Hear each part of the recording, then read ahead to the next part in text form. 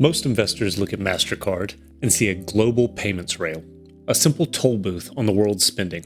It's a great business model, but if that's all you see, you're looking at the Mastercard of 2015 and not the Mastercard of 2026.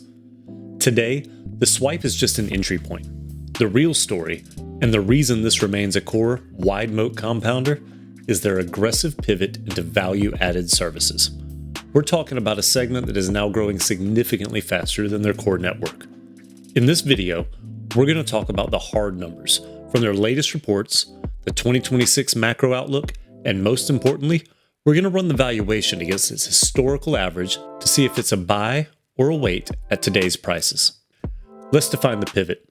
Mastercard recently reported their value-added services and solutions segment grew 22% on a currency-neutral basis. Compare that to their core payment network revenue, which grew at 10%. What exactly are these services? It's a mix of cybersecurity, fraud prevention, data analytics, and consulting. As digital transactions become more complex, merchants and banks are willing to pay a premium for Mastercard's security tech. In fact, this segment now accounts for nearly 40% of Mastercard's total revenue.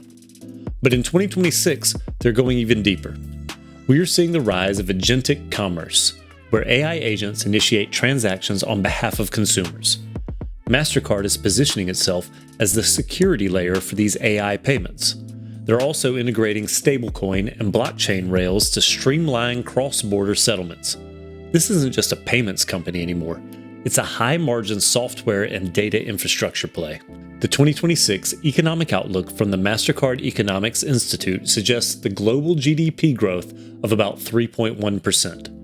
While that sounds modest, the shift from cash to digital remains a massive tailwind. There is still roughly $11 trillion in global volume happening via cash and check. That's the secular growth runway that provides the floor for this stock. However, it isn't all clear skies. We have to watch the competitive landscape. Between FedNow in the US and the continued mainstreaming of buy now, pay later, the toll booth is facing more pressure than it did a decade ago.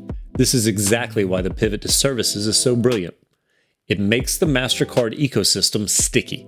Even if a merchant uses a different payment rail, they might still rely on Mastercard for the fraud detection and the data insights behind that transaction. Now let's talk price. As of early 2026, Mastercard is trading at an adjusted PE ratio of around 37. To put that into perspective, we have to look at history. Mastercard's 5-year historical average PE sits at 38.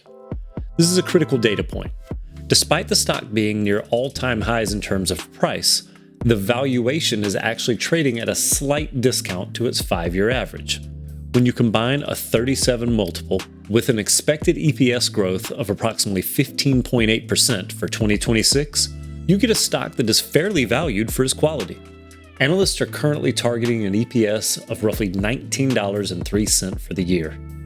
For a company with operating margins consistently hitting 58 to 59%, you're paying for one of the most efficient profit machines in the S&P 500. So here's the strategy. Mastercard is a core holding. It's a wide-moat compounder that belongs in a taxable or a tax-advantaged account for any long-term investor. But because we're trading so close to that historical average of 38, I'm not going to chase it here. My take is to accumulate on the dips. If we see a broader market pullback that compressed the multiple into the 33-34 range, which has happened historically during short-term macro fears, that's your signal to buy aggressively. At 37, it's a hold if you have a full position, or a buy for the long term if you're just starting your journey. Just remember, keep an eye on that valuation. Quality at a fair price is a win. Quality at any price can lead to years of flat returns. So now I want to hear from you. Does the pivot to data and cybersecurity make Mastercard a better play than Visa in 2026? Drop your thoughts in the comments, and I'll see you in the next one.